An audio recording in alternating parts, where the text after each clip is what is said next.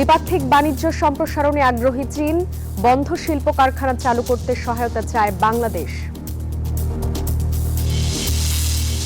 ঈদের ছুটি 7 দিন, 1 ঘন্টায় শেষ হয়ে যাচ্ছে ট্রেনের টিকিট। গরুর হাটে জাল টাকা ছড়াতে তৎপর চক্র, গ্রেপ্তার 3। ঈদের আগে অন্তত 150 কোটি টাকার প্রণোদনা চান চামড়া শিল্পের মালিকরা। নতুন ট্যানারি বর্জ্য শোধনাগার স্থাপনের পরিকল্পনা সরকারের।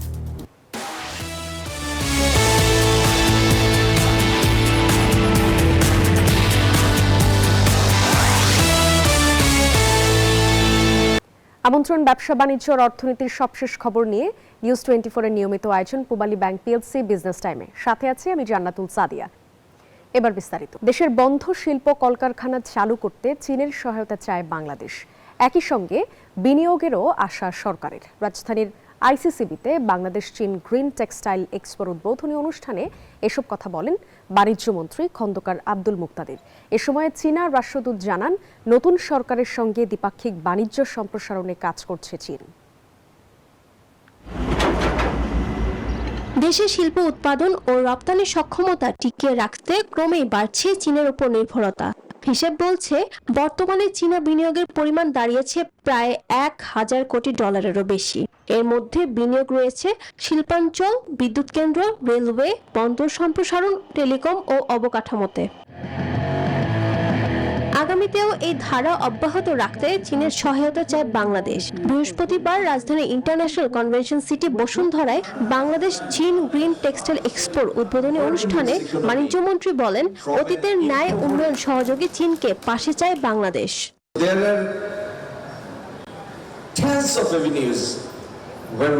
where the both countries can forge relationship and proceed. অনুষ্ঠানে নবায়নযোগ্য জ্বালানি খাতে বিনিয়োগ করতে চীনের সরকারের প্রতি আহ্বান জানান বাণিজ্যমন্ত্রী। এ সময় নতুন সরকারের সঙ্গে দ্বিপাক্ষিক বাণিজ্য সম্প্রসারণে কাজ করার আশ্বাস দেন চীনের রাষ্ট্রদূত।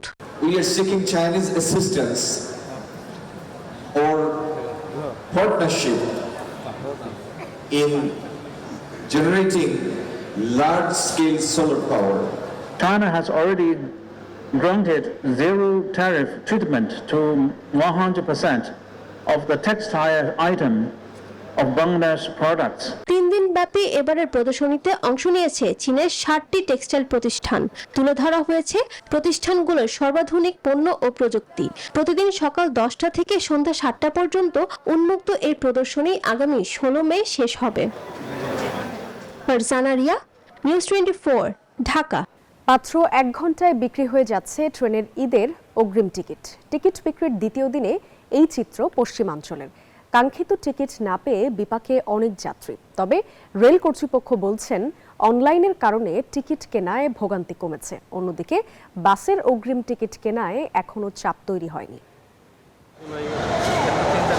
রাজধানীর কমলাপুর রেল স্টেশন কাউন্টারে নেই টিকিট প্রার্থীদের ভিড়, কারণ শতভাগ টিকিটই বিক্রি হচ্ছে অনলাইনে। 24 মের অগ্রিম টিকিটের চাহিদা ততটা বেশি নয়, তবুও 1 ঘন্টার মধ্যেই সেই টিকিট বিক্রি হয়ে যায়। এত দ্রুত টিকিট শেষ হয়ে যাওয়ায় অনেকেই তা পাননি। অনলাইনের পাশাপাশি কাউন্টারেও টিকিট বিক্রির দাবি জানিয়েছেন অনেকে। এসেছি, রাজশাহী যাব, কোনো টিকিট নাই। 100% অনলাইনে না দিয়ে কিছু যদি প্ল্যাটফর্মে রাখতো বা কাউন্টারে রাখতো তাহলে আমরা পাইতাম। স্টেশন ম্যানেজার জানালেন, শতভাগ অনলাইনে টিকিট দেওয়ার ফলে সবার ভোগান্তি কমেছে। সহজেই ঘরে বসে টিকিট পাওয়া যাচ্ছে। চাহিদা বিবেচনায় যাত্রার দিন 25% আসনবিহীন টিকিট বিক্রির ব্যবস্থা থাকছে। পশ্চিমাঞ্চলে সকল টিকিট বিক্রি শেষ হয়েছে। প্রতিটা ট্রেনের যাত্রা 2 ঘন্টা পূর্বে 25% নিম্ন শ্রেণীর স্ট্যান্ডিং টিকিট কাউন্টার থেকে দেওয়া হবে। 100% টিকিট অনলাইনে দেওয়াতে ভালো আছে, কারণ এটা মানুষের কষ্টের কিন্তু একটা লাঘব হয়েছে। আগে কমলাপুর স্টেশনে আপনারা দেখতেন, একদিন আগে এসে মানুষ কিন্তু এখানে ঘুমাতো। এখন কিন্তু সবাই বাসায় বসে নিজে কিন্তু টিকিট কাটতে পারছে। বাসের অগ্রিম টিকিট কাউন্টারে বিক্রি হলেও রাজধানীর গাবতলী বাস টার্মিনালেও যাত্রীদের ভিড় নেই। ইতিমধ্যে 25 ও 26 মের টিকিট বিক্রি হয়ে গেছে। অন্যান্য দিনের টিকিট সহজেই পাওয়া যাচ্ছে। ভোগান্তিবিহীন টিকিট কিনতে পেরে খুশি অনেকেই। 1550 টাকা যেটা তার নির্ধারণ করছে ওটাই নিচ্ছে, 72 টাকা নিচ্ছে না। 25 আর 26 এই দুইটা দিন আমরা মোটামুটি 70% টিকিট বিক্রি করতে পারছি। শুক্রবার বিক্রি হবে ট্রেনের 25 মের অগ্রিম টিকিট। মাইদুল ইসলাম, নিউজ 24, ঢাকা। জাল টাকা তৈরির একটি চক্রের মূল হোতা সহ 3 জনকে গ্রেপ্তার করেছে ডিএমপি। রাজধানীর উত্তরা ও গাজীপুর থেকে তাদেরকে গ্রেপ্তার করা হয়। দুপুরে ডিএমপি মিডিয়া সেন্টারে সংবাদ সম্মেলনে এসব কথা জানান ডিএমপির ডিবি প্রধান মোহাম্মদ শফিকুল ইসলাম। বলেন, দীর্ঘদিন ধরে এই চক্রটি জাল টাকা তৈরি করে বিক্রি করছিল। কোরবানির ঈদকে সামনে রেখে চক্রটি 34 লাখের বেশি জাল টাকা ছাপিয়েছে, যা ঢাকার বিভিন্ন পশুর হাটে ছড়িয়ে দেওয়ার পরিকল্পনা ছিল তাদের। অভিযানে বিপুল জাল টাকা সহ এসব তৈরির মেশিন উদ্ধার করেছেন তারা।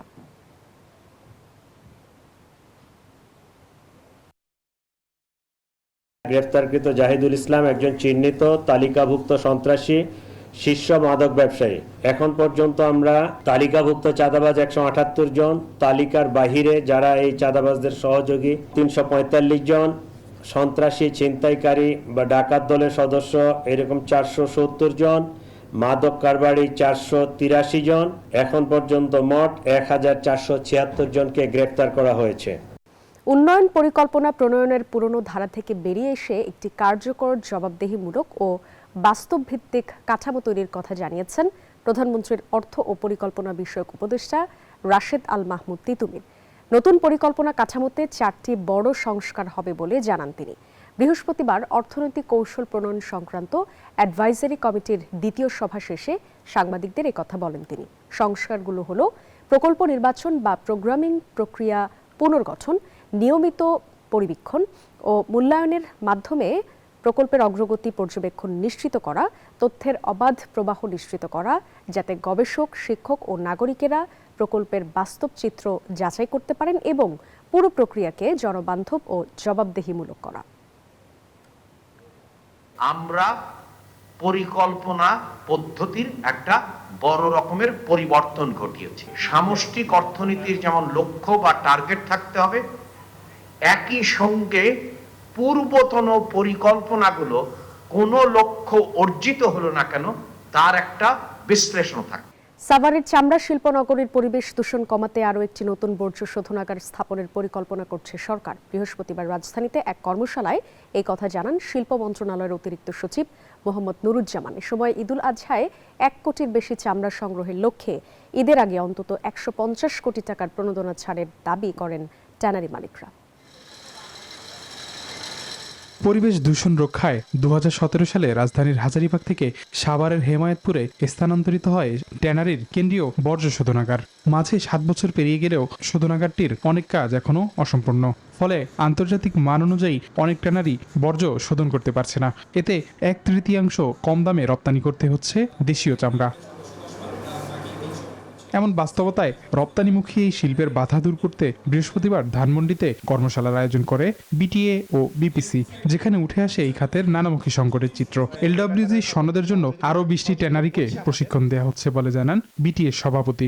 17 সালে যে সিটিপি, সেই সিটিপি পূর্ণাঙ্গ না রেখেই, পূর্ণাঙ্গ না করে আপনার যারা এই কাজটা রেখে চলে গেছেন ট্যানারি মালিকদেরকে আজকে আমাদেরকে একটা বিপদে ফেলে আমরা যেখানে যে 1710 মার্কের কথা বলছি সেই 320 মার্কে আমরা অ্যাচিভ করতে পারলাম না।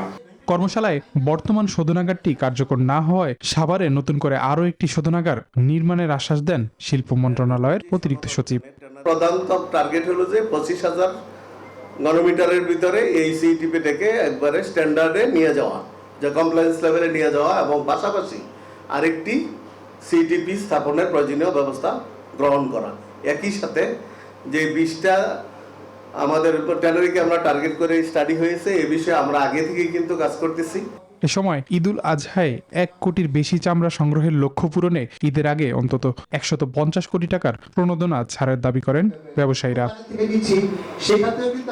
আবি আব্দুল্লাহ, নিউজ 24, ঢাকা। বসুন্ধরা টয়লেট ফ্রিজের সকল পণ্য সামগ্রী এখন থেকে পাওয়া যাবে মিনা বাজারের সকল আউটলেটে।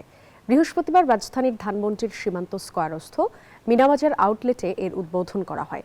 উদ্বোধনী অফারে মিনাবাজারের সকল আউটলেটে বসুন্ধরা টয়লেট ফ্রিজের নির্দিষ্ট পণ্যের উপর 20% পর্যন্ত বিশেষ ছাড় দেওয়া হয়। অনুষ্ঠানে উপস্থিত ছিলেন সাফওয়ান বসুন্ধরা গ্লোবালের chief sales officer Masudur Rahman. এছাড়াও 2 প্রতিষ্ঠানের ঊর্ধ্বতন কর্মকর্তাবৃন্দ উপস্থিত ছিলেন। ভোক্তা সাধারণ যাতে একই ছাদের নিচ থেকে সর্বোচ্চ সেবা পেতে পারেন, সেই কারণে আমরা পণ্যের ধারাবাহিকতা আরও বাড়াবো এবং গুণগত মানের দিকে আমরা বিশেষভাবে লক্ষ্য রাখছি এবং আশা করছি অচিরেই বাংলাদেশে বসুন্ধরা টয়লেট্রিজ পণ্যটি ব্যাপকভাবে সমাদৃত হবে। ধানমন্ডি সীমান্ত স্কয়ার আউটলেট দিয়ে এটা সারা বাংলাদেশের যত আউটলেট আছে মিনা বাজারে সবগুলো আউটলেটে এখন থেকে আমাদের বসুন্ধরা টয়লেট্রিজের সকল পণ্য পাওয়া যাবে। এই ছিল পূবালী ব্যাংক পিএলসি বিজনেস টাইমের এখনকার আয়োজনে। এতক্ষণ যারা সঙ্গে ছিলেন সবাইকে ধন্যবাদ।